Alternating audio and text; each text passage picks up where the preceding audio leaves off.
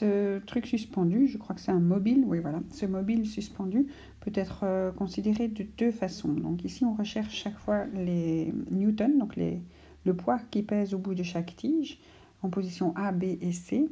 Et on connaît les distances des barrettes qui les supportent et le poids des tiges et des fils est négligeable. Donc tout est dans les boules. Alors comment résoudre cet exercice? Il faut commencer par la boule A tout en bas. Et donc on voit qu'il y a deux longueurs, donc les longueurs de bras. Il y a une longueur de bras de 12 cm et la deuxième longueur de bras de 24 cm. Avec la longueur de bras de 12 cm, il y a une force de 2 newtons. Et ce qu'on recherche, c'est la force sur le deuxième bras. Alors soit on appelle les forces loin motrices, comme d'habitude on a l'habitude de mettre les mains loin, et les forces près du pivot, donc le pivot est ici, les forces résistantes. Donc on peut chercher, enfin on sait que le moment de force, donc la multiplication des deux grandeurs doit être égale pour avoir un équilibre. Donc on doit avoir la même chose au niveau du moment de force. Je crois que le symbole c'est tau. Alors, donc, en connaissant ça, on peut avoir notre inconnu qui est Fm, et donc on transforme la formule. On a Fm égale, donc Lm doit aller de l'autre côté, Lr fois Fr divisé par Lm.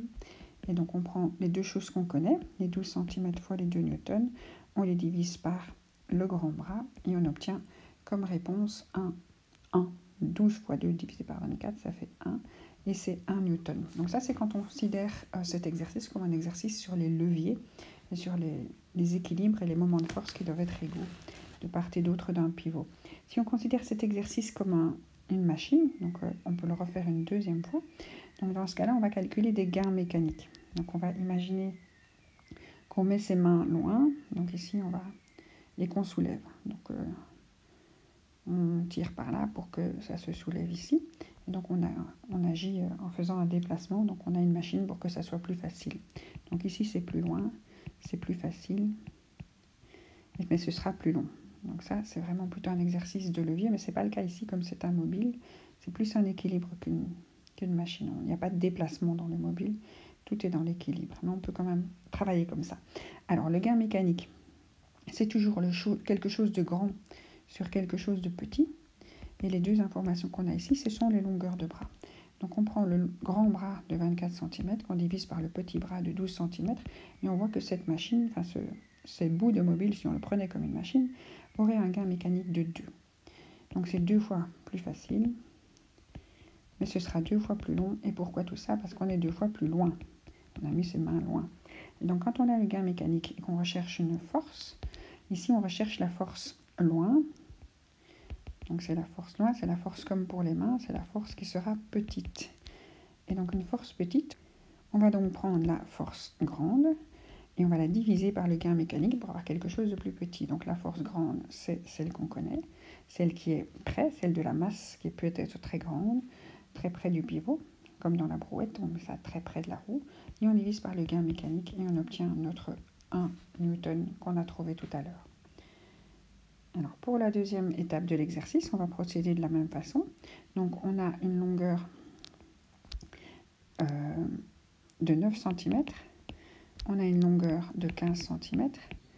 Alors pour les appeler résistance et moteur, j'aime bien toujours mettre les mains loin. Donc on va imaginer que nos mains sont loin. C'est plus loin, c'est plus facile, mais ce sera plus long. Donc si jamais on commence à appuyer par là, on devra appuyer plus que ça ne montera par là.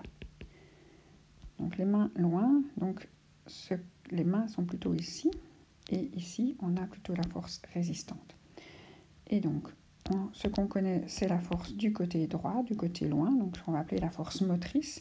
Alors la force motrice, c'est tout ce qui tire du côté droit de la tige, et donc c'est les 2 plus 1 newton, c'est les 3 newtons de ce côté-là. De l'autre côté, c'est ce que je cherche, c'est ma fameuse boule B, qui va être donc ma force résistante.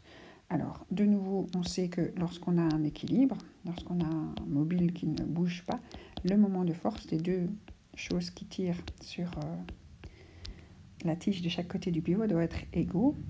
Et donc, on va avoir notre inconnu qui est cette fois-ci Fr. Donc, on transforme la formule dans l'autre sens, LM fois FM divisé par LR, et on a très vite la réponse de 15 fois 3 divisé par 9, et donc ça fait 5, et ce sont des newtons. Donc de nouveau, si on travaille avec le gain mécanique, pour avoir un gain mécanique, on met quelque chose de grand sur quelque chose de petit. Les deux informations qu'on a, c'est les longueurs de bras. Le long bras est de 15 cm, le petit est de 9. Et donc dans ce cas-là, on a un gain de 1,67 fois. C'est parfois des nombres décimaux et pas toujours des nombres entiers. Dans ce cas-ci, quand on cherche la force qui n'est pas la force loin, qui est la force près, qui pèse, on va avoir la force grande. C'est celle qu'on cherche. Donc si on cherche une force grande, il faut partir de la force petite et la multiplier par le GM si on veut que ça devienne quelque chose de grand. Donc on prend notre force petite qui était les 2 plus 1 newton, les 3 newtons qui tiraient, et on multiplie ça par notre gain mécanique de 1,67 fois, et on obtient 5,01, mais 5 newtons.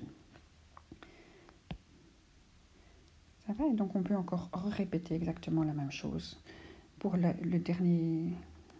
dernière étape du raisonnement. Donc on a une longueur de bras de 6 cm, on a une longueur de bras de 18 cm.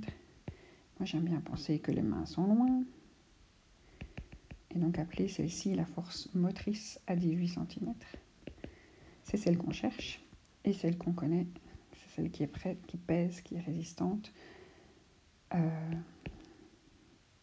Elle fait tout ce qui pèse sur ce fil-ci. Donc sur ce fil-ci, ce qui pèse, c'est les 5 newtons et les 2 plus 1 newton.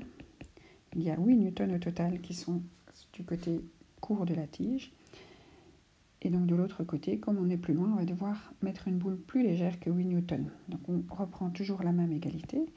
Donc dans un levier, pour que ça soit à l'équilibre, le moment de force, donc la multiplication du bras par la force, doivent être égaux. Et donc on cherche cette fois-ci la force motrice. Et donc on envoie le LM de l'autre côté. LR fois FR divisé par LM. Et donc on a 6 fois 8 divisé par 18. On a une force motrice de 2,67 newtons. Donc de nouveau, c'est pas obligatoire que ça soit un nombre entier. Alors si on cherche le gain mécanique de ce troisième type de levier, on met toujours quelque chose de grand sur quelque chose de petit. Les deux informations qu'on a, c'est les longueurs de bras. On met les 18 sur les 6, on a un gain mécanique de 3. C'est 3 fois plus facile quand on se met loin, plus facile. Mais ce sera plus long, 3 fois plus long.